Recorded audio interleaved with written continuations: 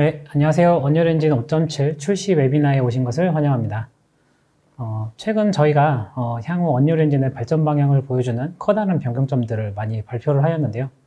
그만큼 여러분들도 언리얼 엔진이 어떻게 발전하게 될지 굉장히 관심이 많으실 거로 생각이 듭니다. 오늘은 다양한 엔진 변경 사항들 내에서 꼭 알아둬야 할 주요 변경점들을 선별해서 이야기 드리려고 합니다. 하고 있고요. 저는 에픽게임즈 코리아의 박창현이고요. 권호찬님과 함께 오늘 언리얼 엔진 5.7에 대해서 여러분들께 이야기 드릴 예정입니다. 만나서 반갑습니다.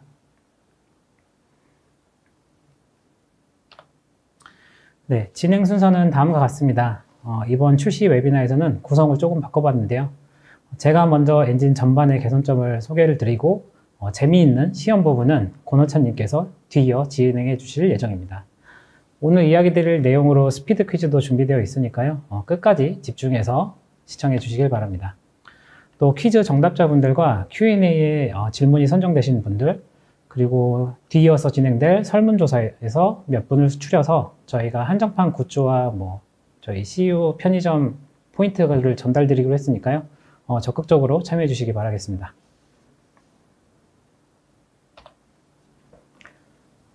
네, 최신 언리얼 엔진의 방향성을 이야기하려면 먼저 언리얼 엔진 5.6의 기능도 함께 이야기되어야 합니다. 언리얼 엔진 5.6에서 정말 굵직한 개선사항들이 많이 있었고요. 또 이 5.7이 5.6에 있는 기능들을 개선하는 쪽으로 많이 진행이 되었기 때문인데요. 네, 5.6의 주요 목표 중 하나는 현 세대 하드웨어에서 초당 60프레임으로 부드럽게 실행되는 넓은 월드, 그리고 고퀄리티의 아주 밀도 높은 오픈월드를 제작할 수 있도록 지원하는 것이었습니다. 그걸 달성하기 위해서 저희는 CDPR과 협력해서 더 위쳐폭 언리얼 엔진 테크 데모라는 것을 제작을 하였고요. 이를 위해 필요한 기술들을 엔진에 대규모로 업데이트하였습니다. 특히 오픈월드에 필요한 스트리밍 성능을 위해 저희는 경량화된 지오메트리, 패스트 지오메트리라는 방식을 도입해서 런타임의 스태틱 컨텐츠들의 스트리밍 성능을 크게 향상시켰고요. 또 계속 스트리밍이 반복적으로 일어나다 보면 눈에 보이는 씬 말고 피직스 씬도 그만큼 변경이 필요한데, 한 프레임에 급격하게 많은 씬 변경이 발생하게 되면 피직스 씬 업데이트에 비용이 크게 많이 들었습니다. 이 부분을 비동기로 처리해서 게임 플레이의 영향을 최소화하는 작업도 진행이 됐었습니다. 그리고 이 모든 개선 사항들은 저희가 도시 샘플을 프로젝트에다 적용을 해놨기 때문에 만약에 언리얼 엔진의 스트리밍 성능이 궁금하신 분들은 최신의 도시 샘플 프로젝트를 내려받으셔서 테스트해 보시기 바랍니다.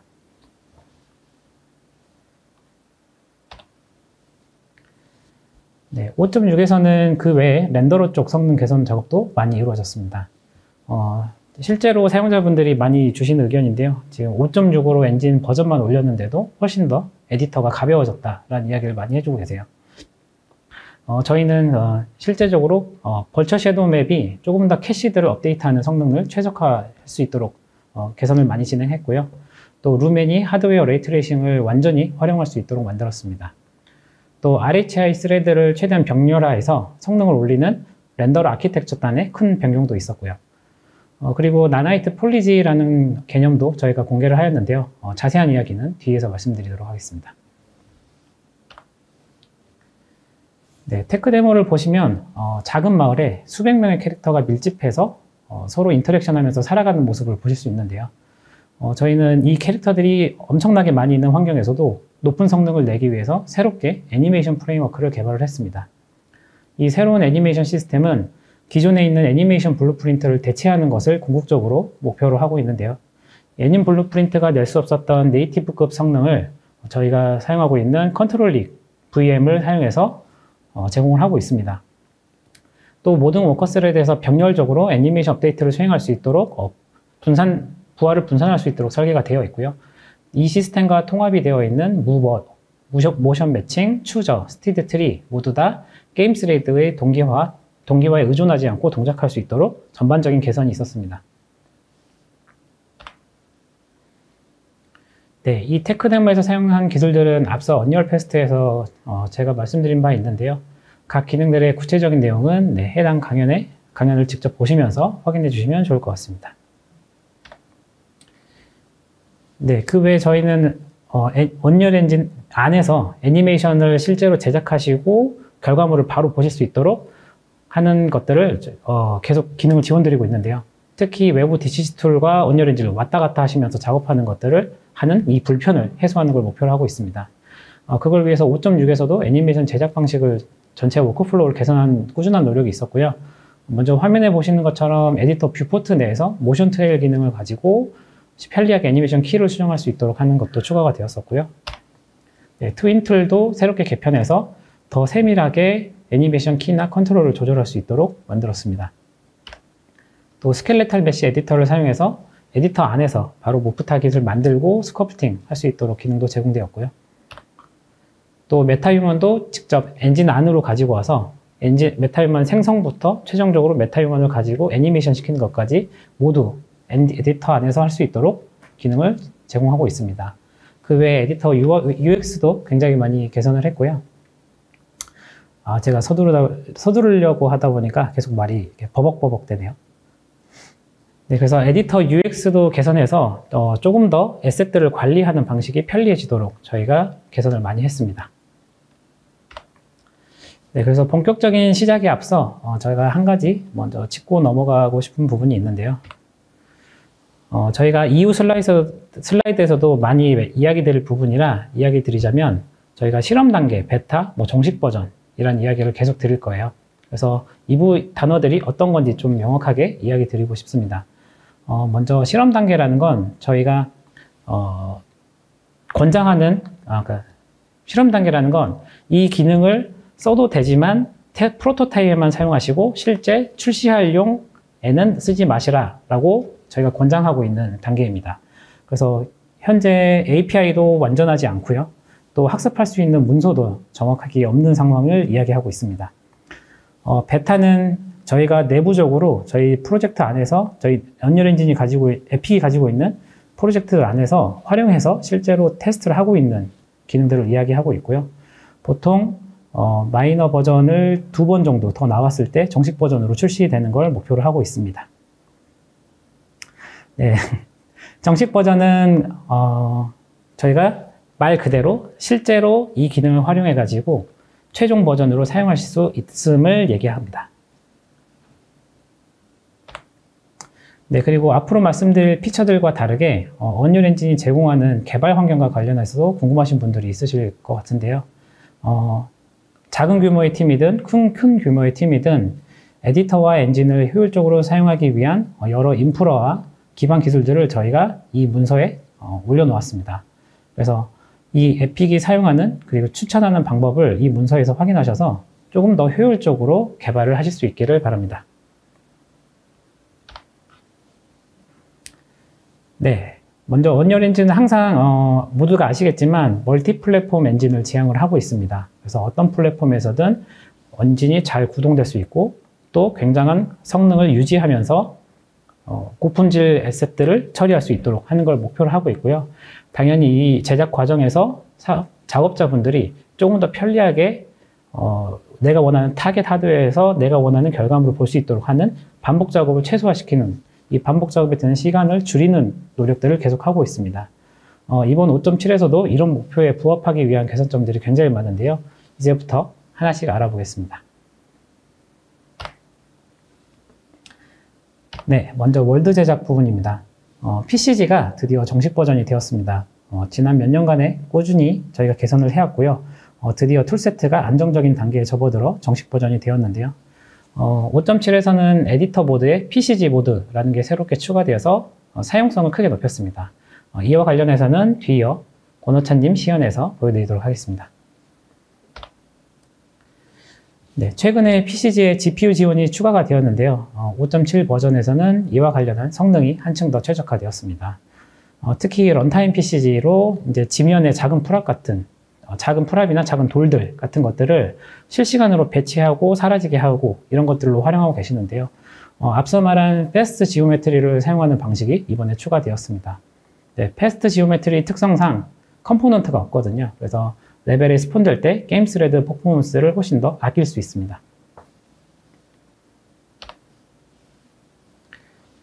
네, 나나이트 폴리지가 엔진에 포함되면서 함께 나나이트 폴리지를 위한 에셋 제작 툴이 추가가 되었습니다. 프로시저럴 베지테이션 에디터라고 부르는데요. 이 툴은 아직은 초기 단계라 여전히 어떻게 활용하면 더 좋을지 여러분들의 많은 피드백이 필요합니다. 뒤어 시험 부분에서 이 기능에 대해서 권호차님이 소개해 드릴 예정인데요. 이걸 보시면서 어떤 것들을 만들 수 있을지 한번 체크해 보시면 좋을 것 같습니다. 네, 참고로 이번 실험 단계 버전에서는 새로운 퀵셀 메가플랜트 에셋을 툴에서 활용하실 수 있습니다. 방금 말씀드린 베지테이션, 프로시저럴 베지테이션 에디터에서 이 내려받은 에셋들을 열어서 수정해가지고 본인의 프로젝트에 원하는 대로 사용하실 수 있는데요. 현재는 뭐 보시다시피 크기 구조 좀 다르게 형성해서 5종의 식물을 저희가 공개를 했습니다. 그래서 향후에는 더 많은 프리셋을 컬렉션에 추가할 계획을 갖고 있습니다. 네, 앞서 말씀드린 패스트 지오메트리가 안정화를 거쳐서 정식 버전이 되었습니다. 다만 5.7에서는 기본으로 꺼져 있고요. 그래서 필요하시다면 켜서 사용하시면 됩니다. 그리고 예전에는 월드 파티션에서 자동으로 HLOD를 생성해주고 이거를 이제 변경하는 것이 불가능했던 상황이었는데요. 5.7에서는 이 부분이 해소가 되었습니다. 그래서 사용자가 커스텀 메시를 가지고 HLOD를 지정할 수 있게 되었고요. 아니면 HLOD를 빌드하는 시점에 이거를 소스로 사용해라 라고 알려주는 것도 가능합니다. 네, 그리고 월드 파티션의 각 타일과 레이어가 얼마나 메모리를 사용하고 있는지 더 세밀하게 파악할 수 있도록 언리얼 인사이트가 개선이 되었습니다. 네, 월드 빌딩을 사용하신다면 저희가 추천드리는 문서가 있는데요. 바로 하단에 나와 있는 월드 빌딩 가이드입니다. 최근에 버전 3으로 업데이트가 되었고요. 저희가 제공하고 있는 모범 사례, 그리고 노하우, 그 다음에 문제를 어떻게 해결해야 할 수 있는지 팁들이 정리되어 있습니다. 아쉽게도 지금은 영문 버전만 저희가 제공하고 있는데요. 월드 파티션을 만약에 팀에서 사용하고 계신다면 뭐 다른 형태의 번역 도움을 받으시든 해서 꼭 확인해 보시길 바랍니다.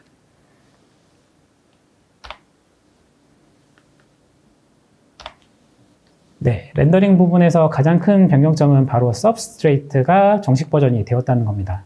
서브스트레이트는 아마 익숙하신 분도 있고 처음 들어보시는 분도 있으실 건데요. 저희가 소개한 지는 사실은 얼마 되지 않았는데도 벌써 빠르게 정식 버전으로 전환이 되었습니다. 네, 그만큼 내부적으로 충분히 안정화가 되었고 이게 사용자가 기존에 작업하시던 작업 방식을 해치지 않기 때문에 저희가 이렇게 전환을 한 건데요. 사용자분들이 기존에 머터리얼 에디터를 가지고 제작하시던 그 방식은 제작한 머터리얼들은 따로 손대지 않으셔도 됩니다. 기존 머터리얼들은 저희가 내부적으로 서브스트레이트를 통해서 작동을 하고 실제로 해당 레거시 머터리얼과 서브스트레이트 머터리얼이 실제 요구되는 성능은 동일하게 저희가 이번에 마쳤습니다. 그래서 추가적으로 뭔가 고품질 머터리얼 내가 원할 때만 서브스트레이트가 제공하는 여러 기능들을 활용하시면 됩니다. 뭐 에너지 보존을 조금 더 명확하게 한다거나 뭐 퍼지나 클로스 같은 걸 좀 더 천 재질 같은 걸 조금 더 예쁘게 표현하고 싶다 하실 때만 이 기능들을 더 사용하시면 될 것 같고요. 지금 화면의 설명처럼 프로젝트 화면에 나오는 설명처럼 저희가 크게 기능은 블렌더블 집어퍼, 어댑티브 집어퍼라는 두 가지 옵션으로 선택하실 수 있게 되어 있습니다. 그래서 어떤 렌더 경로가 나한테 적합할지 프로젝트 단위로 선택해서 사용하실 수 있도록 되어 있고요. 또 원하신다면은 프로젝트 세팅에서 서브스트레이트 전체를 그냥 끄는 것도 가능합니다. 하지만 저희가 레거시 머터리얼 기준으로는 성능 수준이 동일하니까 굳이 끄시는 거를 추천드리지는 않습니다. 또 고품질의 재질 표현이 필요한 제품 시각화 부분에서 이 기능의 기대가 크실 것 같은데요. 저희가 참고하실 수 있도록 샘플과 머터리얼 팩을 제공할 예정입니다.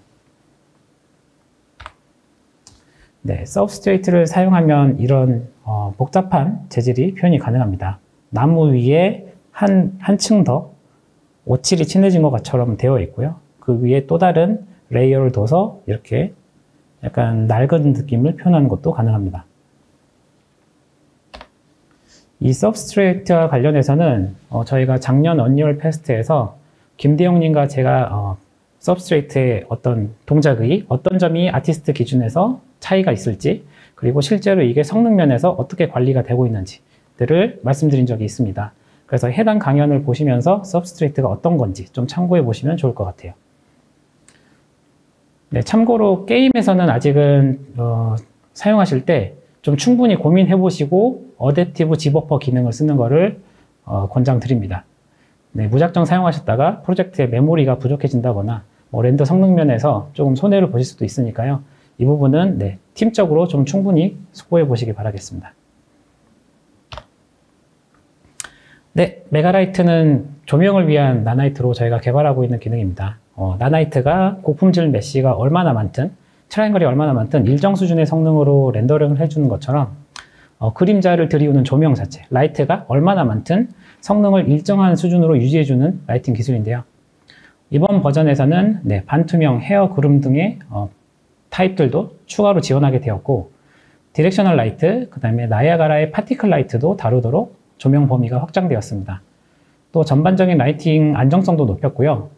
예전에 좀 심하게 많이 보이던 노이즈도 꽤 많이 줄이면서 베타로 전환이 되었습니다. 지금 화면을 보시면은 달빛이 이제 소프트한 디렉셔널 라이트를 표현하고 있고요. 드론이 나이아가라 파티클 라이트로 구성되어 있습니다. 네, 그러면서도 메타휴먼의 헤어와 또 바닥에 있는 포그가, 볼륨메트릭 포그가 빛에 반응하는 것들을 보실 수 있을 겁니다. 네, 이와 관련해서는 더 예쁜 그 샘플로 권호찬님이 뒤에서 시연해 주실 테니까요. 그때 자세한 내용을 확인해 보시기 바랍니다. 네, 5.6에서 공개되었던 나나이트 폴리지가 이번에 5.7에 드디어 공개가 되었습니다. 기능이 처음 이제 사용자분들께 노출되는 만큼 저희는 실험 단계로 당연히 제공이 될 예정이고요. 나나이트 폴리지에 대해서 간단히 이야기 드리자면, 나나이트 폴리지는 크게 세 가지 시스템으로 구성이 되어 있습니다.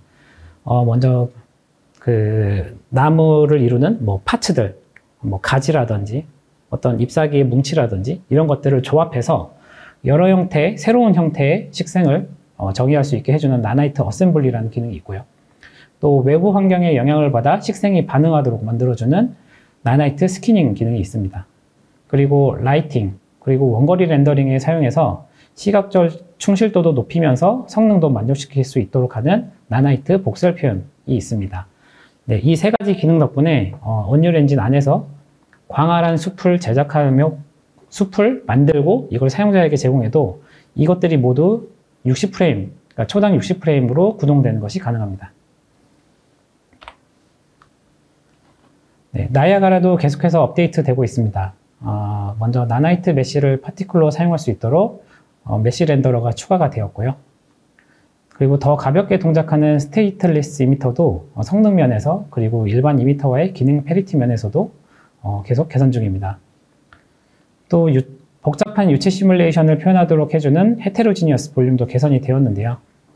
이번에 디렉셔널 라이트에 대해서 캐스케이드 섀도우를 지원하도록 개선이 되었고요. 또 쉐이더 퍼뮤테이션도 최소화시켰습니다.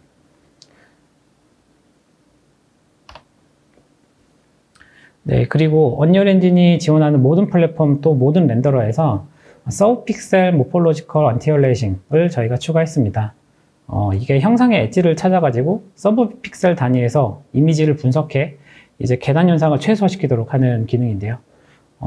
FXA보다는 무겁지만 퀄리티가 좋고 TA보다는 가볍지만 폼질을 조금 찾기가 어려운, 약간 이런 중간 지점에서 이 둘의 적절한 성능, 품질 균형을 찾을 때 사용할 만한 좋은 대안으로 저희가 추가했습니다. 그래서 SMA와 관련한 옵션은 현재 화면에 나오는 콘솔 변수들을 가지고 체크해 보시면 좋을 것 같습니다.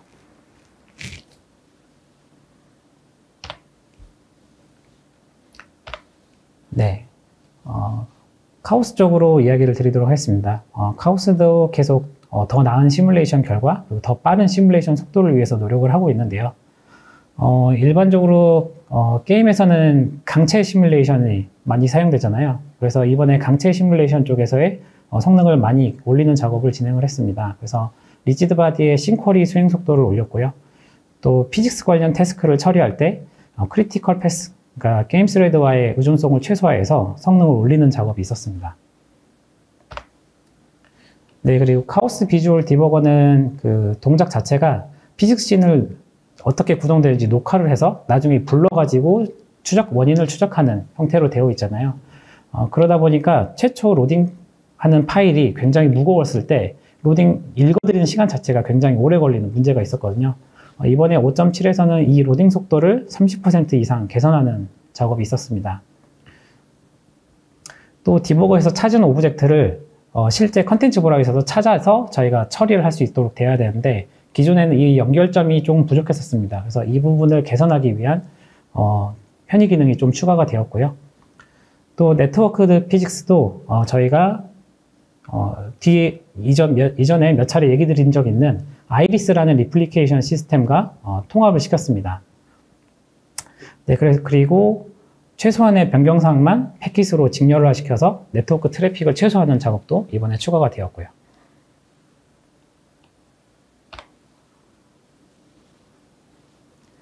네, 그리고 카오스 쪽은 게임 플레이 쪽에 게임 플레이 프레임워크와 지속적으로 통합하고 있습니다. 그래서 일반적인 그 무버 플러그인, 그러니까 저희가 최근에 캐릭터의 움직임을 처리할 수 있는 무버 2.0이라는 플러그인을 계속 이야기 드리고 있잖아요. 이 무버 플러그인에 물리 기반 시뮬레이션을 적용시킬 수 있도록 하는 카오스 무버라는 확장을 좀 제공하고 있는데요. 먼저 캐릭터가 떠 있는 발판이 움직인다거나, 수영할 수 있는 모드를 추가한다거나, 또 게임 스레드와 물리 스레드의 동기화를 어떻게 관리할지 등등에 대한 부분을 계속해서 저희가 개선하고 있는 중이고요. 모듈형 비이클에서도 편의성과 메모리 최적화를 위한 개선을 계속하고 있습니다. 또 캐릭터, 환경 등과 시뮬레이션을 할 때, 환경에 대한 시뮬레이션을 할 때 시각적인 결과물과 이를 제작하기 위한 워크플로우도 개선 중인데요. 데이터 플로우 그래프를 통해서 물리 기반 에셋들을 절차적으로 생성할 수 있도록 저희가 제공드리고 있는데 이번에 새로운 노드와 툴세트를 저희가 추가하면서 클로스, 디스트럭션, 헤어, 플래시, 메타유먼처럼 모든 언리얼 엔진이 제공하는 모든 비주얼 피직스들에 대해서 전체적인 통합한 에디터로 만들기 위해서 계속 발전시키고 있습니다. 네, 애니메이션 분야 쪽에 대해서 말씀드리겠습니다. 먼저 5.7에서는 조금 더 편리하게 에디터 내에서 애니메이션 제작할 수 있도록 기능들을 많이 추가했는데요. 한 가지 말씀드리고 싶은 거는 애니메이터 분들이 예전에는 컨트롤들을 선택하고 작업을 하고 다른 또 작업을 위해서 컨트롤을 또 선택하고 이럴 때 여러 컨트롤들을 묶어서 선택하는 과정들이 굉장히 불편했거든요. 저희가 이 부분을 셀렉션 세트라는 새로운 기능을 통해서 사용자가 원하는 세트들을 미리 등록해두고 필요할 때마다 원하는 세트들을 일괄 선택해서 사용할 수 있도록 이번에 기능을 추가했습니다. 또 시퀀스 유효화라는 툴도 새롭게 추가하였는데요. 여러 시퀀스가 팀이 설정한 규칙을 잘 따르도록 제작이 되었는지 한 번에 검증할 수 있도록 제공한 툴입니다. 이 규칙들은 저희가 제공하는 것도 물론 있지만요. 원하신다면 조금의 프로그래밍을 통해서 커스텀하게 규칙을 만드는 게 가능합니다. 또 리타기터를 계산해서 비율이 조금 다른 캐릭터 간에 더욱 정밀하게 리타게팅이 되도록 기능을 저희가 추가했습니다. 특히 IK 꼴에 물리 연산을 추가해서 셀프 콜리전이 발생하지 않도록, 그러니까 캐릭터의 몸이 자신의 몸에 파고들지 않도록 하는 공간인식 리타게팅이 저희가 이번에 추가했고요. 또 아래에서 보실 수 있는 것처럼 다른 체형의 캐릭터 등에서도 발 접촉을 좀 더 안정적으로 유지할 수 있도록 새로운 리타겟 연산도 추가를 했습니다. 네, 플로우 컨스트레인트라고 부르는 연산이에요. 네, 리깅 측면에서도 언리얼 엔진은 업계의 표준이 되는 스컬프팅 워크플로우를 지원하기 위해서 노력을 하고 있습니다. 네, 스켈레탈 에디터 도구도 개선해서 모프 쉐이프, 본, 스킨 웨이트를 에디터 내에서 직접 생성하고 편집할 수 있도록 계속 하고 있고요. 또 마지막으로 저희는 릭의 물리 시뮬레이션을 통합해서 별도의 애니메이션이 없어도 자연스럽게 2차, 그러니까 세컨더리 애니메이션이 발생할 수 있도록 컨트롤 릭 피직스를 현재 지원하고 있는데요. 이번에 이 컨트롤 릭 피직스에 단방향 월드 컬리전이라는 개념을 추가했습니다. 그래서 피직스 오브젝트가 스태틱 메시나 주변 환경에 훨씬 더 자연스럽게 인터랙션을 할 수 있도록 되어 있고요. 그래서 게임 플레이, 애니메이션을 제작하실 때 훨씬 더 역동적이고 사실적인 표현들을 제작하실 수 있습니다.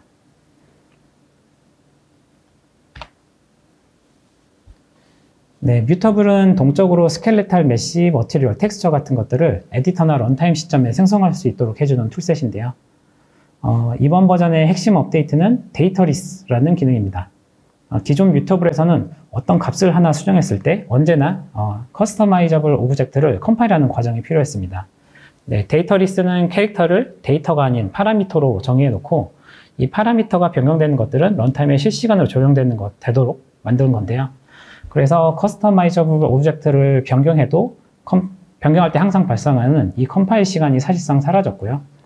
또 다른 언리얼 엔진 에셋과 동일한 방식으로 패키징해서 사용자에게 배포하는 것이 가능해졌습니다. 네, 메타휴먼은 언리얼 엔진을 비롯한 파이프라인 내 다른 툴과의 통합을 계속 강화하고 있습니다. 네, 5.6에서도 큰 변경점들이 있었는데요. 메타휴먼 크리에이터가 언리얼 엔진 안으로 들어왔고요. 또 메타휴먼의 바디에 대해서도 파라미터를 가지고 바디의 크기나 모습을 조절할 수 있도록 해주고 이 부분이 클로스에 자동으로 크기가 조정되도록 보정해 주는 것까지 기능이 들어갔었습니다. 그리고 메타휴먼의 페이셜에 대해서 조금 더 사실감 있는 애니메이션이 될 수 있도록 만든 것들도 있었고요. 그 외에도 마야, 후디니용 플러그인을 제공해서 사용자가 페이셜과 포즈를 편하게 수정할 수 있도록 하는 개선도 있었는데요.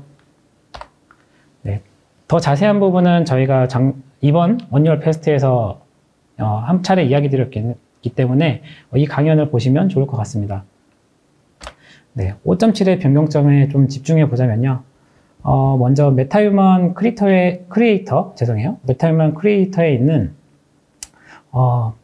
바디 형상 적용 부분에서 조금 더 편리하고 직관적으로 작업할 수 있도록 저희가 컨포밍 툴을 개선을 했습니다. 그래서 템플릿에서 컨포밍을 할 때 UV 기준으로 버텍스를 일치시키는 기능이 추가가 되어서 이전보다 더 나은 결과를 얻으실 수 있을 거고요. 그리고 언리얼 엔진이 제공하는 버추얼 텍스처, 서브스트레이트, 그리고 언리얼 애니메이션 프레임워크와 호환할 수 있도록 코드 기반도 수정을 했습니다. 특히 이번 버전에서는 메타휴먼의 에디터 스크립팅을 사용할 수 있도록 하는 기능이 확장이 되었는데요. 그래서 에디터, 그리고 렌더팜, 어디서든 메타휴먼 캐릭터 에셋을 편집하고 조합하는 작업을 자동화시킬 수 있게 되었습니다. 또 메타휴먼 애니메이터의 입력 소스도 조금 더 확대가 되었는데요. 이제 특정 디바이스에 한해서 외부 카메라를 저희가 지원하도록 했습니다. 그래서 화면에 보이시는 것처럼 되게 간편한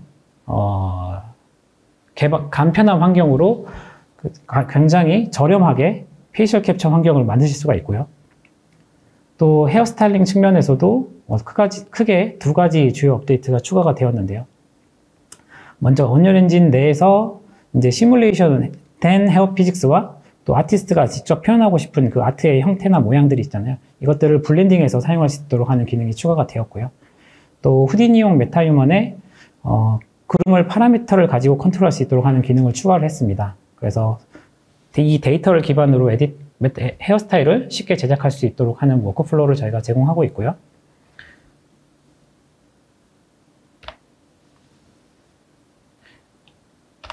지금 버추얼 프로덕션 쪽 다른 산업군에 대한 이야기를 좀 시작해 보려고 하는데요. 들어가기 앞서 먼저 이 샘플에 대해서 좀 안내를 드리고 싶습니다. 이 샘플은 에이컴 애니메이션 샘플, 에이컴 애니매틱 샘플이라는 두 가지 샘플인데요. 애니메이션 제작사인 아고라 스튜디오와 협업해서 저희가 리니어 컨텐츠 파이프라인을 전체적으로 안내 드릴 수 있도록 제작을 했습니다. 그래서 실제 이 회사에서 단편 애니메이션의 스토리보드를 구성하고 최종적으로 애니메이션을 만드는 방법까지 흐름을 모두 다 볼 수 있도록 공개를 했는데요. 저희가 이 과정들을 EDC에 과정을 따라갈 수 있도록 학습 코스로 레슨 4까지 현재 제공을 하고 있습니다. 그래서 열심히 현재 번역 작업을 하고 있기 때문에 조만간 한글로 된 학습 코스를 보실 수 있을 거예요. 네. 그리고 그 외적으로 기능적인 면에서도 더 나은 제작 파이프라인을 위해 노력을 하고 있는데요. 먼저 5.7에서는 퍼포먼스 캡처를 할 때 연기자의 손과 실제 캐릭터의 손 사이에 이 오프셋을 조정할 수 있는 새로운 컴포넌트를 추가를 했습니다. 다이내믹 컨스트레인트 컴포넌트라고 하는데요. 이 새로운 컴포넌트를 사용하면 이 모캡 데이터로 풀업을 제어하면서도 동적으로 오프셋이나 컨스트레인트를 추가해서 계속 이 풀업이 캐릭터의 손에 잘 고정될 수 있도록 지원을 하고 있습니다. 그리고 새롭게 추가된 라이브 링크 브로드캐스트 컴포넌트라는 것이 있는데요. 어떤 액터든 이 컴포넌트를 붙여놓기만 하면 애니메이션 데이터의 소스로 사용할 수 있습니다. 그래서 이 컴포넌트에 이 컴포넌트가 붙어있는 액터를 레벨에 스폰해 놓으면 같은 동일 네트워크 상에 있는 다른 머신에서 이 액터의 애니메이션 데이터를 수신할 수가 있는데요. 그러면은 어떤 식의 활용이 가능해지냐면, 먼저 가벼운 언리얼 프로젝트로 스켈레탈 리타게팅 작업을 수행하도록 구성해 놓고, 이 리타게팅이 된 결과 포즈만 또 다른 PC에서 브로드캐스트 받아서 이제 나머지 워크플로우를 진행해 주면 됩니다. 그러면 언리얼 엔진을 리타게팅 DCC 소프트웨어처럼 사용하는 거죠. 그래서 여러 머신을 사용하는 VP나 모캡 스테이지에서 반기실 만한 기능이라고 생각이 됩니다.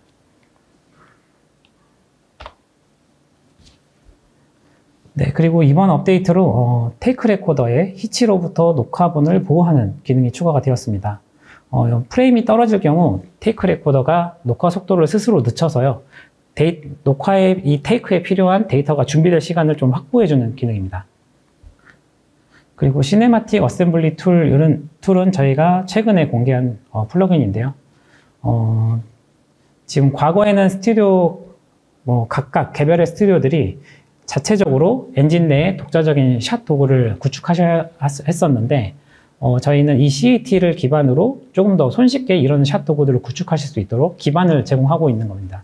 그래서 5.7 버전에서는 네이밍 토큰을 활용해서 파이프라인을 조금 더 쉽게 구축할 수 있도록 기능들을 제공하고 있고요.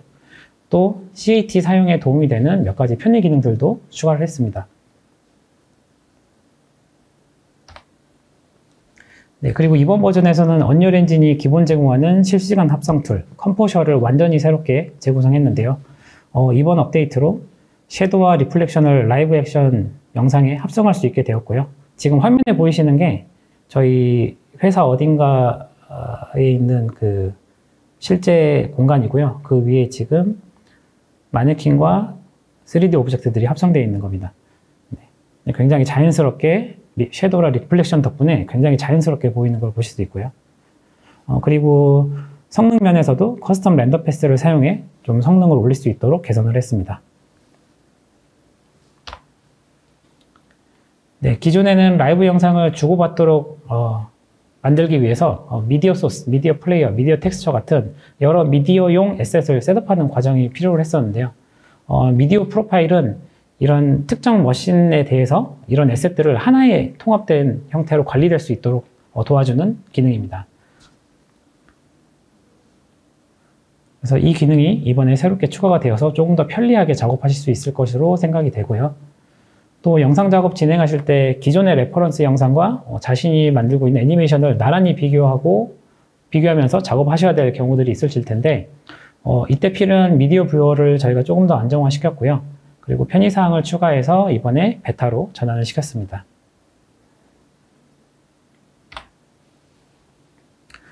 네, 방송과 제품 시각화 등을 위해서 필요한 기능 소개를 좀 드리자면요. 먼저 이 샘플을 좀 이야기 드리고 싶은데요. 이 샘플은 외부에 있는 커피시티 스튜디오와 저희가 협력해서 제작하였는데, 방송에 사용되는 CG 워크플로우 전반에 필요한 모든 기능들을 다 샘플로 제공하도록 저희가 기능을 넣었습니다.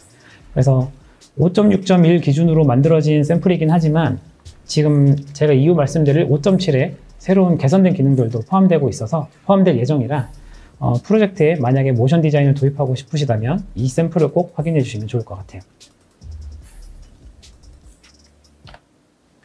그래서 이 모션 디자이너에 아직 익숙하지 않으신 분들을 위해서 저희가 튜토리얼 시리즈를 제작을 하고 있습니다. 그래서 지금 10부작으로 되어 있는데요. 지금 현재 6부까지 한글화를 마쳤고요. 나머지 4부는 한글화를 조만간 마치고 곧 추가할 예정입니다. 네, 누군가가 벌써 퇴근하고 싶다고 하시네요. 네, 모든 직장인의 마음이죠.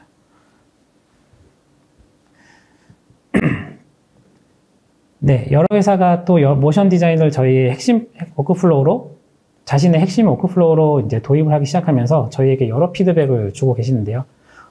지금 리스트에 있는 여러 가지 개선 사항들을 저희가 이번에 열심히 반영을 했고요. 예를 들어서 텍스트 3D가 리치 텍스트와 마스킹 기능을 지원하도록 리팩토링 하거나 트랜지션 로직에 조금 더 안정화시키거나 하는 작업들을 계속 추가적으로 하고 있어서 이번에 드디어 정식 버전으로 개선이 되었습니다. 네. 그리고 자동차 산업 쪽에서도 언리얼 엔진은 계속해서 리얼타임 3D 솔루션으로서의 혁신을 계속하고 있는데요. 차량에 들어가는 HMI, 그러니까 클러스터에서 터치해서 나오는 어떤 결과물들이나 뭐 아니면 자동차 제작 파이프라인에서 자동차의 뭐 설계 데이터를 가지고 그거를 시각화시켜서 최종 브로셔 같은 데 활용한다거나 아니면은 더 나아가서 사용자들이 자동차를 구매하는 곳에서 실제 내가 원하는 차량의 옵션들을 조합해 보면서 원하는 차량의 옵션을 찾는 컨피규레이터 역할까지 전체적으로 자동차 제작 관련된 모든 파이프라인에 언리얼 엔진이 지금 혁신을 하고 있는데요.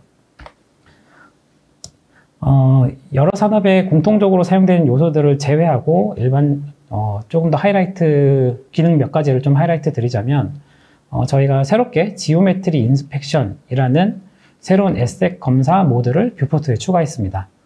네, 상단에 나와 있는 것처럼 클레이 지브라, 뭐 프론트백 페이스 같은 것들을 보실 수 있도록 되어 있는데요. 이것들은 오토모티브 자주 사용되는 클레이나 지브라 같은 재질 표현 같은 것을 얘기하는 거고요. 또 CAD에서 바로 이제 메시 데이터로 변형을 하다 보면은 가끔씩 면이 뒤집히는 것들이 발생할 수 있거든요. 이런 것들을 손쉽게 볼 수 있도록 저희가 뷰포트 모드를 추가를 했습니다. 네, 그리고 서브스트레이트를 기반으로 저희가 고품질 렌더 결과물을 제공하기 위한 노력도 계속하고 있습니다. 네, 업계의 높은 눈높이에 맞춰서 저희가 머티리얼 함수, 머티리얼 라이브러리를 계속 개선하면서 제공하고 있고요. 그리고 AX 포맷을 임포트해서 서브스트레이트에 변환시켜서 사용할 수 있도록 하는 것도 제공하고 있습니다. 네. 오토모티브 쪽과 관련돼서는 저희가 제공하고 있는 그 랜딩 페이지, 언리얼엔진.com에 있는 오토모티브 페이지를 보시면 계속해서 새로운 정보나 뉴스들을 얻으실 수 있을 거고요.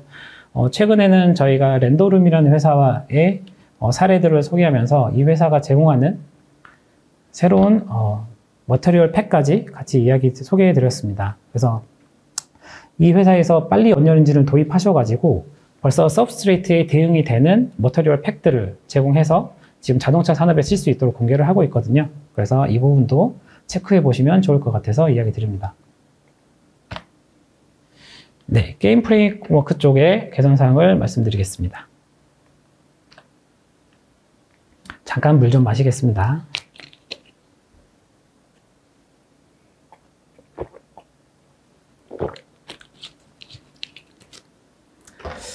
네, 먼저 아이리스라는 리플리케이션 시스템, 아까도 짧게 이야기 드렸는데요. 아이리스라는 거는 기존 리플리케이션 시스템을 완전히 대체하는 용어는 아니고요. 기존 리플리케이션 시스템과 같이 작동하도록 저희가 만들고 있습니다. 대신 더 많은 월드, 더 많은 플레이어, 그러면서도 네트워크 대역폭은 더 최소화시킬 수 있도록 하는 솔루션으로 개발 중인데요. 이번 버전에서는 아이리스가 드디어 베타로 전환이 되었습니다. 그 말은 저희가 아이리스를 적극적으로 저희 프로덕트에 사용하고 있다는 뜻이죠. 그래서 포트나이트 쪽에서는 포트나이트가 제공하는 에코시스템 내 프로덕트들은 대부분 지금 아이리스로 다 전환을 했습니다. 그래서 저희가 계속 배틀 테스트 하고 있고 최적화도 계속 진행 중이니까요. 아이리스나 혹은 네트워크 트래픽에 좀 관심이 많으신 분들은 이 부분을 꼭 확인해 보시면 좋을 것 같습니다. 네, 스테이트 트리는 런타임 기능과 편의성 개선이 다소 진행 중인데요.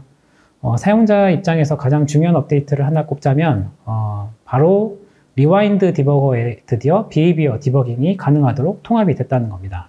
그래서 기존과 달리 이제 특정 인스턴스를 선택해서 그 인스턴스가 왜 이런 로직으로 지금 이 행동을 했는지 추적하는 것들이 가능해진 건데요. 네, 이거를 리와인드 디버거가 제공하는 프레임 단위로 보실 수 있는 거죠. 드래깅을 해가면서요.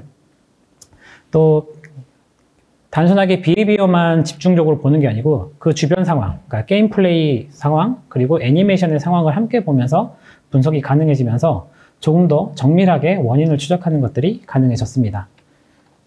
네, 메스 프레임워크도 디버거를 개선을 하고 있습니다. 네, 그래서 뭐 엔터티를 검색해서 특정 엔터티를 필터링해서 볼 수 있도록 하는 것들을 기능 제공하고 있고요.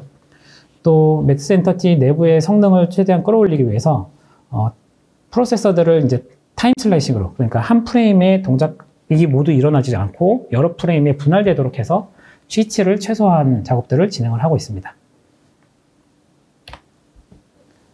네, 코어 부분에 관련돼서도 말씀드릴 것들이 많은데요.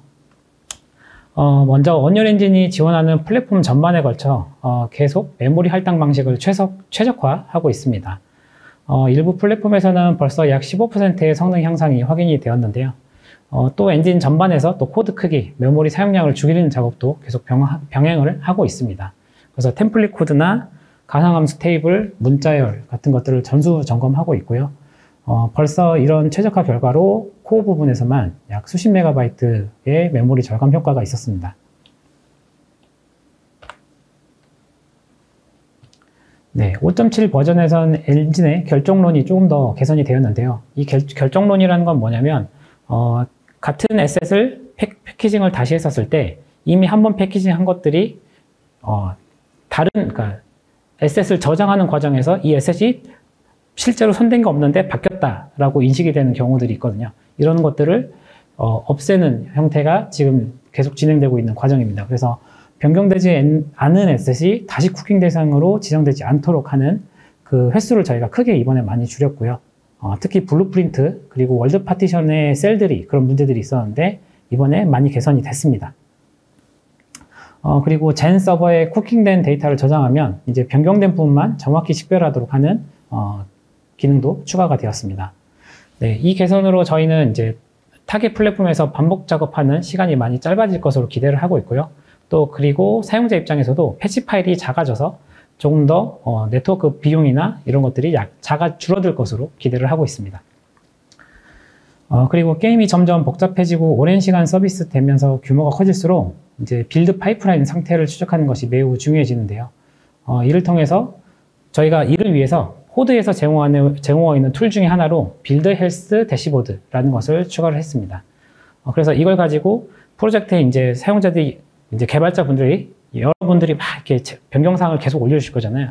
이 변경사항에 맞춰서 언리얼 엔진이 빌드 프로세스를 진행할 텐데, 이 빌드 프로세스에 어디에서 어떤 변경사항 때문에 문제가 생기고 멈췄는지, 왜 오류가 발생했는지를 이제 팀 전체가 모니터링하고 검사할 수 있게 된 거죠. 네, 그리고 엔진의 쿠킹 성능이 얼마나 꾸준히 개선되고 있는지를 보여주는 예시로 좀 가져와 봤는데요. 도시 샘플 프로젝트를 언리얼 엔진 5.1과 현재 5.7 버전에서 쿠킹했었을 때의 속도와 비용을 좀 보여주는 표입니다. 가로축은 5.7에서 가로축은 이제 시간을 얘기하고요. 세로축은 이제 메모리 사용량을 얘기하는데요. 먼저 가로축만 보자면 5.7에서는 5.1 대비 쿠킹 시간이 약 4분의 1로 단축이 되었고요. 세로축에서는 세로축을 보자면 이제 메모리 최대 사용량이 5.1 대비 약 20GB 줄어든 개선이 있었습니다. 네. 네, 새로운 프로젝트 런처는 5.6에서 베타로 공개가 되었는데요. 뒤에 이어질 중요한 업데이트와 관련이 있어 잠시 소개해드립니다. 기존 프로젝트 런처 대비해서 젠 스냅션, 젠 스트리밍 같은 저희가 요새 적극적으로 개선하고 있는 젠이라는 프레임워크가 있는데요. 이 젠과의 호환을 조금 더 낫게 하기 위해서 저희가 새로운 프로젝트 런처를 개발했고요. 이 프로젝트 런처는 컨텐츠 스키마, 즉 컨텐츠 배포를 내가 어떻게 할 것이다 라는 것인지 결정하면 이에 맞춰서 필요한 UI와 속성들만 노출되도록 UX 변경을 했습니다.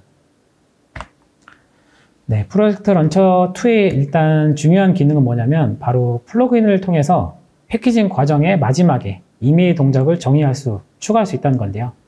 이를 통해서 자동화 테스트를 쉽게 추가하는 것이 가능합니다. 기존에 자동화 테스트를 하려면 이제 빌드 그래프를 바꾸시고 건틀렛 셋업을 해두시는 이런 매뉴얼한 과정들이 좀 필요했는데요. 이 복잡한 과정을 제거하고 손쉽게 테스트를 추가하는 것이 가능해졌죠. 네, 특히 강조드리고 싶은 부분은 5.7부터 저희가 자동으로 성능 테스트가 가능하다는 점인데요. 저희가 이번에 추가한 자동화된 퍼포먼스 테스트 프레임워크라는 것을 활용해서 내가 원하는 테스트 타입에 따라 여러 형태의 성능 테스트를 수행하는 게 가능합니다. 예를 들어서 뭐 팀이 매일 새벽 5시에 최종 빌드를 뽑도록 되어 있다면요. 이 최종 빌드를 뽑고 자동으로 리플레이를 실행시켜서 동일한 환경에 다른 컨텐츠에 동일한 테스트를 계속 반복적으로 수행하면서 매일 다른 성능 지표를 추출할 수 있는 겁니다. 그러면 일 단위로 성능 오버헤드가 어디서 발생했고 이 부분이 어떤 개선 컨텐츠의 문제나 혹은 프로젝트의 프로그램 단에서의 변경 때문에 발생했는지를 프로덕션 전체 과정에서 보면서 성능 문제를 추적하는 게 훨씬 편리해지는 거죠. 이 프레임워크는 저희가 제공하는 여러 샘플에서 이미 셋업을 해두었습니다. 그러니까 한번 가셔서 이 프로젝트에 셋업되어 있는 결과물들을 본인 프로젝트에 가져다 쓰시는 거를 시도해 보시면 좋을 것 같아요. 네, 그리고 원열 에디터에 홈 패널이 추가가 되었습니다. 이건 조금 더 초심자분들을 위해서 저희가 더 나은 UX를 제공드리기 위해서 한 업데이트인데요. 에디터를 처음 켜시면 이게 나타나게 되어 있고요. 그 에디터 안에서 원열 엔진과 관련한 뉴스, 주요 리소스, 그리고 최근 프로젝트 등을 확인하실 수 있습니다. 만약 원열 엔진을 처음 사용하신다면 이번에 저희가 새롭게 추가시킨 인트로 투 언리얼이라는 프로젝트 템플릿도 사용해 보시면 좋은데요. 엔진의 기본 조작, 그리고 에디터 안에서 어떻게 하면 되는지 이런 과정들을 실제로 단계별로 따라가면서 엔진과 조금 더 친해질 수 있도록 저희가 디자인을 했습니다. 그래서 이것들을 한번 실행해서 해보시길 추천드리고요.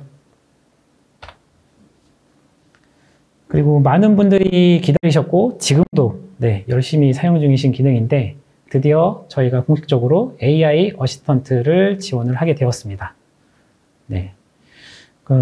현재는 실험 단계로 저희가 제공하고 있고요. 이 AI 어시스턴트는 우측 하단에 따로 AI 어시스턴트를 위한 프롬프트 UI를 내장하고 있습니다. 그래서 원열 엔진을 떠나지 않고도 웹서핑을 굳이 하지 않고도 원열 엔진과 관련된 원하는 질문들을 빠르게 질문을 하고 답을 얻는 것들을 가능하게 하도록 되어 있고요. 기본적으로 저희가 원열 엔진 내에 있는 문서들을 기반으로 학습을 시켜놓은 상태입니다. 그래서 저희가 제안하는 모범 사례, 올바른 사용법, 문제 해결 팁 같은 것들을 편하게 에디터 안에서 보실 수 있습니다.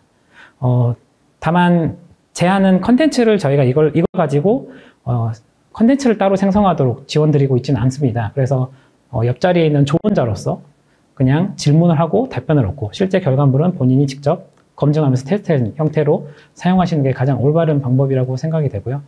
이것과 관련해서는 또 시연에서 한 번 더 자세히 이야기 드리도록 하겠습니다. 네, 오디오 부분의 업데이트도 빠르게 말씀드리겠습니다. 오디오 인사이트는 현재 언리얼 엔진에서 오디오 프로파일링, 디버깅 할 때 꼭 사용해야 되는 중요한 툴인데요. 이번 출시 버전에서는 API와 아키텍처 안정화를 많이 진행했고요. 그래서 이번에 베타로 전환이 되었습니다.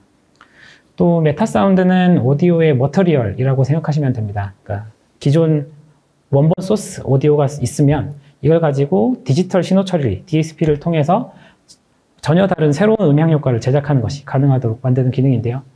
이번 버전에서는 메타사운드 노드 간에 서로 다른 포맷과 채널 수를 사용하는 오디오 데이터를 편하게 주고받고 있도록 하는 기능들이 추가가 되었습니다.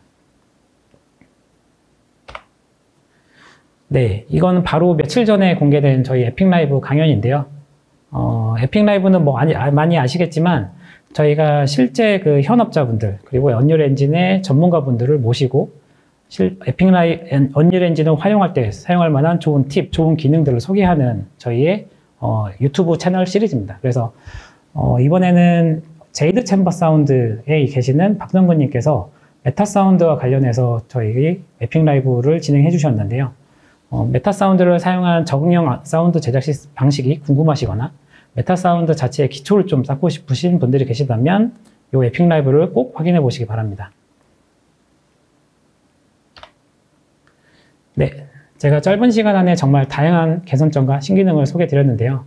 제가 언급하지 않은 수많은 업데이트가 엔진에 포함되어 있으니까 5.7 출시 노트 페이지 직접 가셔서 꼭 확인해 주시기 바라겠고요. 그러면 이어서 5.7의 주요 기능 일부를 저희가 시연으로 보여드리도록 하겠습니다. 권호차님과 자리를 좀 바꿔야 하니까 잠깐만 기다려주세요. 저는 Q&A 시간에 다시 오겠습니다. 감사합니다. 예, 안녕하세요. 에픽게임즈 코리아 권호찬입니다. 예, 앞서서 박창현님께서 이번 언리얼 엔진 5.7에 업데이트된 새로운 기능과 개선사항에 대해서 굉장히 잘 설명을 해주셨는데요. 저는 이번 세션에서 몇 가지 주요 기능들에 대해서 에디터 상에서 이렇게 만드는 것을 한번 보여드리려고 합니다. 시연 내용은 다음과 같습니다. 예, 우선 언리얼 엔진 5.7에서 베타로 전환된 메가라이트를 좀 보여드리고요. 이어서 나나이트 폴리지도 한번 살펴보겠습니다. 그 뒤에 PCG 에디터 모드도 소개를 드리고요. 이번에 PCG에 추가된 프로시저럴 베지테이션, 말이 꼬이네요. 베지테이션 에디터도 살펴보겠습니다. 그리고 마지막으로 이번 5.7에서 정식 버전으로 제공되는 AI 어시스턴트도 한번 소개하고 세션을 마치도록 하겠습니다. 미리 좀 말씀을 드릴 게 있는데요. 앞에 창현님께서 굉장히 기대감을 높여 놓으셨는데, 사실 저희가 이제 이 런치 웨비나 같은 경우는 새로운 기능을 사실은 뭐 굉장히 복잡한 데모나 이런 것들을 보여드리는 게 아니라 저조차도 금방 하는, 그러니까 여러분들은 누구나 그냥 에디터 키고 쉽게 따라 하실 수 있는 부분들을 좀 강조하는 거라서 그냥 그런 관점에서 한번 봐주시면 좋을 것 같습니다. 그리고 이제 오늘 시연은 시연이라고 말씀드렸지만 아무래도 이제 생방송 특성상 불의의 사고를 방지하기 위해서 영상으로 제가 미리 어제 녹화했음을 말씀드리겠습니다. 자, 우선 이제 메가라이트 관련해서 말씀을 드릴 건데요. 언리얼 엔진 5의 루멘을 통해서 이 아티스트들이 이 그동안의 어떤 지루한 라이트 빌드 시간을 이렇게 벗어나서 실시간으로 글로벌 일루미네이션 결과를 확인하고 또 라이트를 배치하고 수정할 수 있게 되었잖아요. 하지만 아직도 이 수많은 이 다이나믹 라이트가 필요한 어떤 실내 인테리어라든지 혹은 또 파티클 라이팅 같은 연출에서는 성능과 퀄리티 측면에서 제약이 있을 수밖에 없습니다. 근데 이제 메가라이트를 이용하게 되면서 이 엄청난 수의 다이나믹 라이트를 이 고성능 PC뿐만이 아니라 현세대 콘솔, 플레이스테이션 5 노멀 버전에서도 충분히 사용할 수 있도록 저희가 제공하고 있습니다. 이 메가라이트는 보통 어떻게 사용하시냐면요. 포스트 프로세스 볼륨에서 일괄적으로 레벨을 활성화하실 수도 있고요.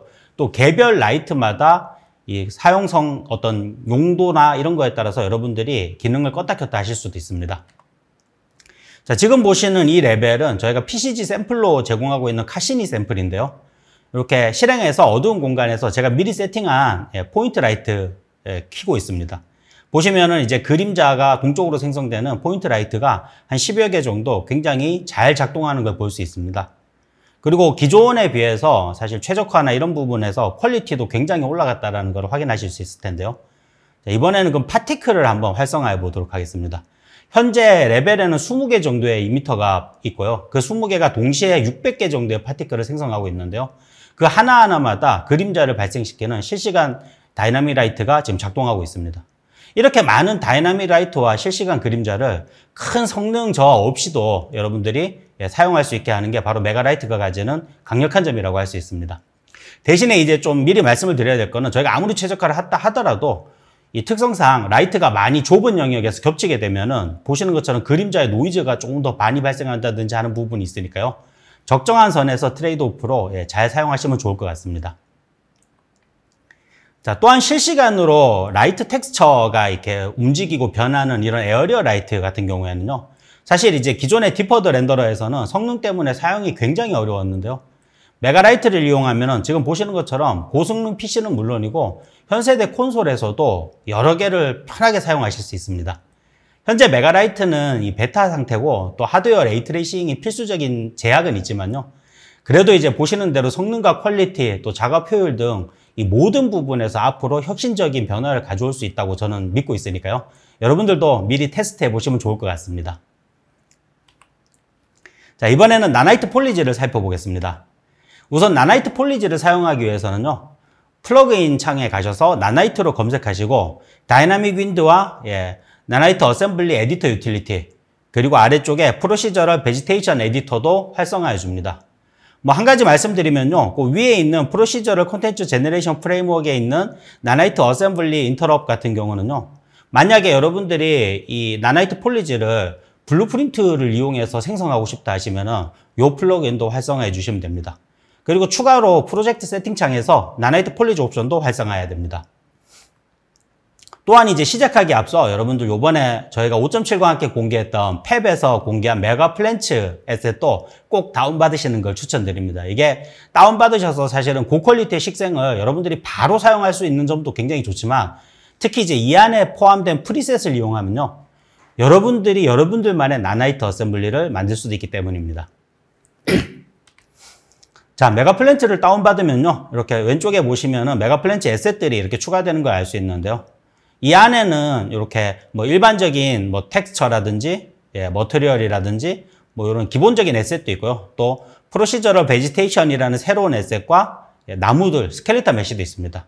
이렇게 하나 열어보시면은 이게 일반적인 스켈레톤 메시처럼 보이실 텐데요. 이 나무가 바로 나나이트 어셈블리 에셋입니다. 이게 하나의 단일 에셋이 아니라 지금 요 폴더 안에 보시면은 요 세 가지, 예, 요 얼라이브라고 되어 있는 세 가지 가지가 수천 개가 조합돼서 아까 보셨던 예, 그 나무가 만들어져 있는 겁니다. 이러한 구조를 통해서 사실은 이전에는 이런 고정밀 이 식생 같은 경우에 나무 하나에 막 수백 메가바이트부터 수기가까지 사용이 됐었는데요. 나나이트 어셈블리로는 이게 수십 메가로 줄어들고요. 스트리밍 메모리도 크게 줄어들게 됩니다. 덕분에 지금 보시는 것처럼 수십만 그루의 나무들로 채워진 이 광활한 숲도 적당한 사양의 플랫폼에서 여유롭게 만들 수 있습니다. 또 이제 나나이트 폴리지의 두 번째 기능은 나나이트 복셀이라는 기술인데요. 단어 그대로 일정 거리 이상 멀어진 나나이트의 경우에 폴리곤이 아니라 복셀로 변형돼서 렌더링하는 기능입니다. 뭐 성능도 성능이지만 사실 무엇보다도 먼 거리에서 발생하던 어떤 나나이트 에셋이 볼륨을 유지하지 못하는 부분과 또 머티리얼 같은 경우에도 기존 머티리얼의 퀄리티를 그대로 유지해서 전반적으로 씬의 퀄리티를 올릴 수 있는 기술입니다. 활성화하는 방법은요. 지금 이렇게 스켈레톤 메시나 스태틱 메시 여시고 요 에셋 디테일 창에 가셔서 여기 보시면 쉐이프 보존이라는 옵션에 복셀라이즈라고 선택하시면 됩니다. 선택하시고 난 이후에 만약에 이게 잘 작동하는지 보고 싶으시면요. 뷰포트에서 이 콘솔 명령에 R 나나이트 뷰 메시 LOD 바이어스 옵셋이라는 이 값을 조금 높이시면 됩니다. 이게 기본적으로 LOD에 이 입력한 숫자만큼 올리는 건데요. 지금 보시면은 폴리곤이 아니라 복셀로 지금 작동하고 있는 걸 보실 수 있습니다. 사실 이제 LOD를 강제로 3단계나 올렸음에도 불구하고 생각보다 이 굉장히 가까운 거리에서 복셀화 됐는데 별로 티가 안 나죠. 아마 먼 거리에서 작동할 때는 여러분들이 아실 수 없을 겁니다. 또한 지금 보면 나무들이 이게 바람에 굉장히 자연스럽게 흔들리고 있는데요. 우선은 이제 복셀은 좀 해제하도록 하겠습니다. 이는 보통 이제 사용하는 일반적인 월드 포지션 옵셋이 아니라 나나이트 스키닝이라는 본 애니메이션을 통해서 구현하고 있습니다. 보통 이제 레거시 렌더러에서는 이 본 애니메이션보다 월드 포지션 옵셋이 훨씬 빠르지만 나나이트에서는 사실 월드 포지션 옵셋을 사용하게 되면은 이 매 프레임마다 엄청난 수의 버텍스들을 업데이트하고 하기 때문에 효율이 굉장히 문제가 생깁니다. 하지만 이제 언리얼 엔진 5.7부터는 이러한 문제를 해결해서 나나이트 스키닝을 적용하였는데요. 성능을 끌어올리는 것도 좋지만 사실은 식생이 훨씬 자연스러우면서도 주변 객체와 훨씬 복잡한 상호작용이 가능하게 됩니다. 지금 보면은 자연스럽죠. 그리고 이제 이전에 했던 어떤 플러그인 중에 하나인 다이나믹 윈드 플러그인을 입력하시면요. 지금 보시는 것처럼 엔진 플러그인 폴더 안에 프로시저럴 베지테이션 에디터 폴더에 이 BP 언더바 글로벌 폴리지 에이지라는 액터가 있습니다. 요거 드래그 하시고요. 그냥 바람을 조정하실 수도 있습니다. 뭐 사용법은 선택하신 다음에요. 이렇게 디테일 창에 가서 지금 보시는 것처럼 윈드 스피드 입력하시면은 바람이 세지고 또 뭐 여기에 뭐 전에하고 똑같이 시즌 스트렝스 같은 걸 조정해서 뭐 이렇게 낙엽이라든지 뭐 색깔이 변하는 것들 이런 연출도 일괄적으로 할 수 있습니다. 나무가 이렇게 굉장히 많이 흔들릴 때 확실히 이 월드 포지션 옵셋보다는 더 자연스러운 걸 확인할 수 있습니다. 자, 이번에 5.7에서 이 PCG 에디터 모드가 추가되었는데요. 이제 직접 여러분들이 PCG를 만들지 않더라도 사실은 마켓에서 구한 어떤 외부 PCG를 등록하고 이거를 어떻게 보면은 기존의 어떤 단일 에셋으로 사용하는 게 아니라 이제는 엔진에서 제공하는 도구처럼 툴로서 사용할 수 있는 어떤 사용성을 저희가 제공하게 되었습니다. 실제로 한번 사용을 해보겠습니다. 지금 레벨에서 우선 이제 사용하기 위해서 기존에 배치되어 있던 PCG 그래프 이렇게 지우고요. 그리고 왼쪽 위에 있는 이 에디터 모드로 가서 에디터 모드에서 PCG 모드로 선택해 줍니다. 그럼 이제 오른쪽에 여러분들이 배치할 어떤 형태에 따라서 스플라인, 페인트, 볼륨이 있는데요. 볼륨 선택하고 여기 볼륨 OC라는 제가 별도로 추가한 PCG 그래프를 선택해 줍니다. 그리고 보시는 것처럼 레벨에서 그냥 대고 드래그 하시면은 볼륨이 만들어지죠.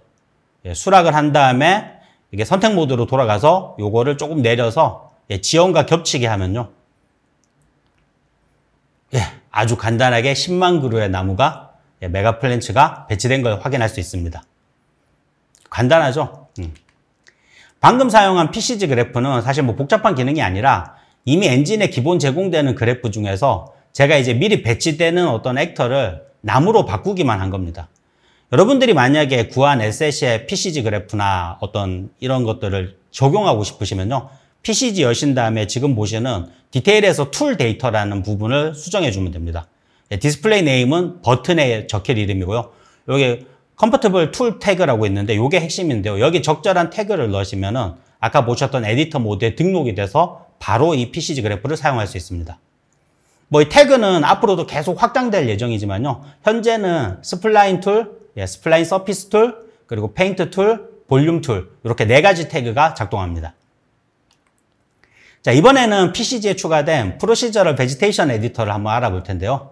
이후부터는 이게 제가 말이 자꾸 꼬이니까 PVE라고 하겠습니다. 이 PVE는 말 그대로 절차적으로 다양한 식생들을 만들고 또 다양한 포맷으로 출력할 수 있는 기능입니다. 그리고 그 출력 결과물 중에 하나가 바로 앞에서 소개해드렸던 나나이트 어셈블리인 거죠. 자, 다운받은 메가 플랜츠 폴더를 보시면요. 이렇게 프로시저럴 베지테이션 에셋이 포함되어 있는데요. 요 새로운 에셋을 더블 클릭해서 한번 열어주겠습니다. 지금 보시는 이게 바로 프로시저럴 베지테이션 에디터의 PV인데요. 보시면 왼쪽에 뷰포트가 있죠. 자, 오른쪽 노드에서 가장 중요한 게 이 빨간색 프리셋 노드입니다. 메가 플랜츠는 이 단순히 그냥 모양을 제공하는 게 아니라 실제 현실의 식생들이 종에 따라서 어떤 패턴을 가지고 성장하고 주변 환경으로부터 어떻게 반응해서 모양이 바뀌는지를 시뮬레이션에서 보여주는 노드입니다. 그래서 그러기 위해서는 각 종이 가지는 특성들에 대한 정보가 필요한데 그게 프리셋이고요. 당연히 이제 제가 앞으로 간단하게 이렇게 리뷰해드릴 이런 노드들이 단순히 뭐 숫자를 고치는 연산 정도가 아니라 현실의 이런 외부적인 요인들이 실제 그 종의 식생들의 성장에 어떻게 영향을 미치는지를 정교하게 계산해서 보여주게 됩니다. 즉 이제 여러분들이 자유도를 가지고 어떤 형태로 고치더라도 최종 결과물은 현실에서 존재할 만한 굉장히 자연스러운 형상을 제공해 준다는 얘기입니다. 자, 우선 메시 빌더는요. 이 프리셋에서 정의한 이 포인트 정보를 기반으로 지금 뷰포트를 보시면은 아마 선택하시면 포인트로 나올 텐데요. 3D 메시를 생성해주는 노드입니다. 이렇게 아래쪽에서 머티리얼도 지정할 수 있고 또 이제 다양한 어떤 포인트라든지 뭐 이 폴리곤의 어떤 형태 같은 것들도 수치로 조절할 수 있습니다. 뭐 그리고 이제 뒤쪽에 있는 폴리지 팔레트 같은 경우는요. 이 메시 빌더에서 제작한 기본 메시 구조에 여러분들이 원하는 잎과 잔 가지를 지정하는 노드입니다. 여기에 뭐 그 종에 맞는 나무나 잎을 지정하셔도 되지만 사실 뭐든 지정할 수 있기 때문에 굉장히 나무의 느낌을 크게 변화시킬 수 있습니다. 뭐 더 나아가서는 사실 스타일라이즈드 나무도 이걸로 굉장히 간단하게 만들 수 있습니다. 또 뒤에 있는 이 폴리지 디스트리뷰터는요. 잎과 가지가 어떻게 배치될지를 결정하는 노드인데요. 요 분포 세팅에 보시면 에틸렌 한계치라고 있고 이 수치를 조절하면은 뭐 잎을 좀 더 이렇게 앙상하게 만들 수도 있고 또 수치를 높여 나가시면은 풍성하게 만드실 수도 있습니다. 또 아래쪽에 이제 분포 오버라이드라는 옵션이 있는데 요거는 기본적으로 프리셋에서 이미 결정되어 있는 이 잎과 장가지의 배치를 무시하고 여러분들이 아래쪽에 있는 다양한 옵션과 커브들을 이용해서 여러분만의 형태와 배치를 결정할 수 있습니다. 굉장히 강력하기 때문에 진짜 원하는 대로 만들 수 있고요. 여담이지만 이 에틸렌은 실제 나무에서 이 나무가 발생하는 호르몬입니다. 잎을 떨어뜨리는 영향을 준다고 하죠. 그리고 이 빨간색의 아웃풋 노드는 말 그대로 식생을 에셋으로 출력하는 노드고요. 보시는 것처럼 스켈레탈 메시뿐만이 아니라 스태틱 메시로도 출력이 가능하기 때문에 뭐 나나이트 폴리지도 출력할 수 있지만 사실 이제 전통적인 스피드 트리 같은 식생 툴의 영역으로도 사용이 가능합니다. 자, 그리고 이제 이 그래프에 보시면 아웃풋 노드가 4개가 있는데요. 이거는 하나의 PV 그래프에 4개의 베리에이션을 여러분들이 만들고 또 관리하고 일괄적으로 4종류를 출력할 수 있다는 얘기입니다. 이 숫자는 프리셋에 지정된 대로 나오기 때문에 꼭 4개가 한도는 아닙니다. 자, 그 외에도 나무에 여러분들이 형상을 직접 수정할 수 있는 노드들이 몇 가지 있는데요. 간단하게 제가 연결해서 모양을 어떻게 변하는지 보면서 좀 빠르게 설명드리도록 하겠습니다. 우선 이제 첫 번째 보이는 커브 노드는요, 말 그대로 나무의 특정 부위를 잘라내는 노드고요. 지금 보시면 프롬 버튼 같은 경우는 나무 밑둥을 지정된 값만큼 잘라내고, 또 뭐 옵션을 바꿔서 루프를 하시든지 아니면 뭐 다양한 조건들에 의해서 원하는 영역을 일괄적으로 잘라낼 수 있는 노드입니다. 또 그래비티는 뭐 딱 들으면 아시겠죠? 무게에 의해서 가지가 처지는 현상을 보여주는 건데요. 이렇게 그래비티 값으로 조절도 가능하고요. 또 이렇게 가지가 어떻게 밴딩 되는지에 대한 것도 수치를 통해서 조절 가능합니다. 리무브 브랜치는 이 가지를 쳐내는 건데요. 지금 보면 뭐 랭스 기준으로 하면은 일정 길이 이하의 가지를 쳐낸다든지, 혹은 또 뭐 가지의 직경이라든지 또 가지의 단계라든지 나이라든지 다양한 조건에 맞춰서 여러분들이 필요한 만큼 가지를 솎아낼 수 있는 노드입니다. 기울기는 슬로프로, 사실 나무들이 이게 평평한 땅에서만 자라진 않죠. 근데 식생학적으로 보면은 기울어진 곳에서 자라는 나무들은 또 자라는 법칙이 있더라고요. 그래서 그걸 반영해서 기울어진 지형에 맞는 나무들을 만들 수 있습니다. 그리고 여기 스케일은 뭐 너무 쉽죠. 그냥 나무 개별 스케일이고요. 마지막으로 이제 뒤쪽에 있는 본 리덕션은 이 스켈레탈 메쉬의 경우에 여러분들이 형태를 조정하면은 그 형태에 맞춰서 자동으로 본을 실시간으로 설정하게 되는데요. 예를 들면 제가 앞에 가서 요 리무브 런치 가서 뭐 예를 들면 나무 형태를 좀 바꾸면은 거기에 맞춰서 본이 변경이 실시간으로 되는 걸 볼 수 있습니다. 그래서 이렇게 수치를 통해서 본을 최적화하는 노드입니다. 근데 사실 이제 나나이트 스캐닝 같은 경우에는 저희가 이전에 공개했던 이 더 위쳐 테크 데모 같은 경우에 플레이스테이션 5 노멀에서 10만 개의 본을 처리하는데 0.1ms 수준의 비용이 듭니다. 사실상 웬만한 경우에는 여러분들이 이 노드를 쓰실 필요는 없는데, 뭐 그래도 향후에 여러분들이 뭐 굉장히 넓은 숲을 만든다든지 할 때 한번 써보시면 좋을 것 같습니다. 자, 마지막 시연은 이번 언리얼 엔진 5.7에서 저희가 에디터에 통합한 AI 어시스턴트입니다. 박창현님께서 잘 설명을 해주셨지만 일단 뭐 어떤 것들이 되는지에 대해서 좀 말씀을 드려보도록 하겠습니다. 기본적으로 이 AI 어시스턴트 플러그인은 활성화되어 있는데요. 만약 여러분들이 이전 버전에서 프로젝트를 업그레이드 하시면 없는 경우도 있으니까 플러그인으로 따로 활성화해 주셔야 됩니다. 여기다가 뭐 오늘 제가 말씀 못 드린 이 서브스트레이트에 대해서 알려줘 라고 한글로 한번 물어보시면요. 기본적으로 이게 어찌됐건 간에 이 LLM 기반이고 온라인으로 작동하니까 핑퐁에는 조금 시간이 걸리긴 합니다. 뭐 보시는 대로 이렇게 뭐 물어본 내용에 대해서 기본적인 개요, 그리고 엔진상에서 적용하는 방법, 그리고 더 나아가서 아래쪽에 보시면은 참조할 문서까지 알려주기 때문에 굉장히 도움이 되죠. 또한 이제 이런 정보들 뿐만이 아니라 간단한 그래프나 코드들도 작성해 주는데요. 뭐 예를 들면 제가 서브스트레이트에서 이미지를 회전하는 그래프를 작성해 줘 라고 물어보면요. 이렇게 조금 기다려 보면은 기다리는 동안 뭐 한마디 드리면은 사실 이제 그 가끔 가다가 똑같은 질문을 해도 한글로 했을 때 이 실패하는 경우가 생깁니다. 그럴 때는 뭐 예를 들면은 작성해줘를 뭐 그래프를 짜줘 라든지 구성해줘 이런 식으로 바꿔가면서 하시면은 뭐 제대로 된 답을 줍니다. 그리고 보시면은 실제로 이제 그래프를 만드는 법, 필요한 노드들, 그리고 이제 그 노드가 완성됐을 때 여러분들이 제대로 작동하는지 테스트하는 방법까지 굉장히 잘 보여주고 있는 걸 볼 수 있습니다. 이런 식으로 하면은 사실은 개발에도 굉장히 도움이 되지만 저는 개인적으로 이게 어디서 굉장히 강력하다고 느끼냐면요. 무엇보다도 언리얼 엔진을 처음 다루시는 분들한테 크게 도움이 될 겁니다. 초심자분들은 사실 뭘 어떻게 해야 되는지를 잘 모르는 상황에서 여러분들이 궁금한 것들을 이 AI 어시스턴트에 대해 물어보면요. 지금 보시는 것처럼 그냥 웹페이지를 찾아주는 정도가 아니라 엔진상에서 실제로 해볼 수 있는 가이드를 주기 때문에 꼭 써보시는 것을 추천드리도록 하겠습니다. 자, 지금까지 언리얼 엔진 5.7에 추가된 이 새롭고 혁신적인 기능과 개선점 중에 제가 이제 주요 기능 일부를 보여드렸는데요.